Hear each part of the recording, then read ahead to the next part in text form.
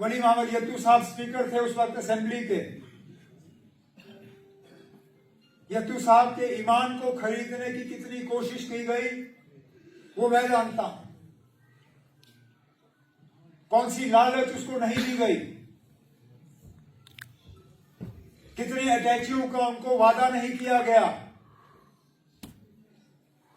कितने लिफाफे उनके सामने नहीं रखे गए, जहां लालच का इस्तेमाल, वहां उनको डराने धमकाने की भी कोशिश की गई, लेकिन वो जरा सा भी पीछे नहीं हटे।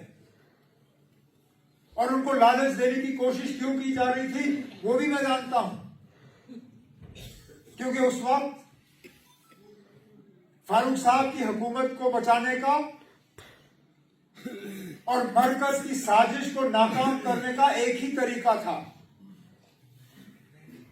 स्पीकर को कुर्सी पर बैठ के उन तमाम लोगों को डिफेक्टर करार करना था। अगर स्पीकर की तरफ से वो डिफेक्टर करार होते,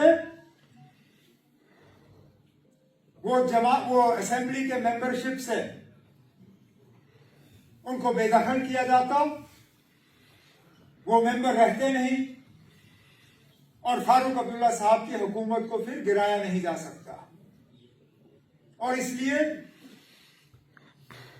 उस वक्त एजेंसियों ने, हुकूमत ने, यहां के कुछ बिजनेस वालों ने, यहां तक के फारूक साहब के रिश्तेदारों ने उस वक्त वली मोहम्मद यत्तू साहब को बहुत बहुत कोशिश की कि वो उनकी तरफ जाएं, स्पीकर की कुर्सी पर बैठे और फिर इन लोगों की मेंबरशिप जो है वो कबूल करें। और यत्तू साहब इस चीज के लिए तैयार नहीं थे। जब मैं घर से निकल रहा था, मुझे वसीयत की कि मैं उनके तरफ से सिर्फ इतना ही कहूं कि सकीना, उनका हाथ आपके कंधे पे है। उन्होंने हमेशा एक बेटी की तरफ से आपको देखा और एक वालिद की हैसियत से अपना हाथ आपके कंधे पे रखा। हमेशा वो अपने दुआओं में आपको याद करते हैं, जब भी दुआ करते हैं तो आपकी कामयाबी के लिए, और इस चीज के लिए वो दुआ करते हैं कि आप अपने मिशन में और इन लोगों की खिदमत में जो है आप कामयाब होते रहें। यही उनकी दिल की तमन्ना है और वो चाहते थे कि मैं इस चीज को यहाँ दोहराऊं। इस बात का एहसास रखते हुए कि आप लोग बहुत दूर से आए इस प्रोग्राम में और आपको अब काफी दूर वापस घर जाना है, मैं एक बार फिर इस मौके पे सकीना को मुबारकबाद पेश करते हुए आप सबसे इजाजत चाहता हूँ। बहुत बहुत शुक्रिया। और लोगों के साथ जो उनका एक रिश्ता बना, उसका अगर किसी को सबूत चाहिए, वो सबूत इस हॉल के अंदर है।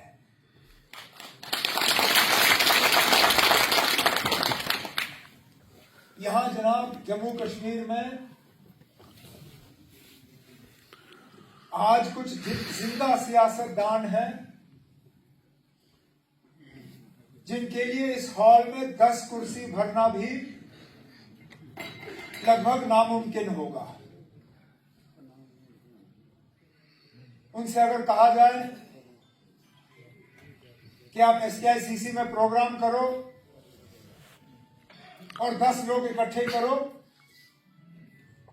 शायद उनसे हो नहीं पाएगा। और यहां पे आप उस शख्स को याद करने के लिए, को खिराज हकीकत पेश करने के लिए, उन्हें अपने तरफ से शुक्रिया करने के लिए जमा हुए हो, जिनको शहादत हासिल किए हुए अब सालों साल हो गए।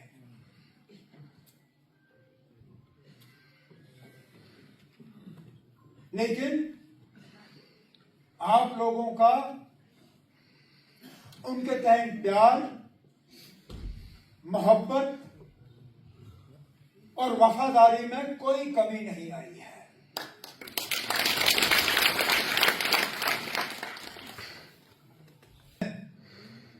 यत्तू साहब के साथ काम नहीं किया वो सही है, लेकिन नजदीकी से देखने का मुझे मौका मिला।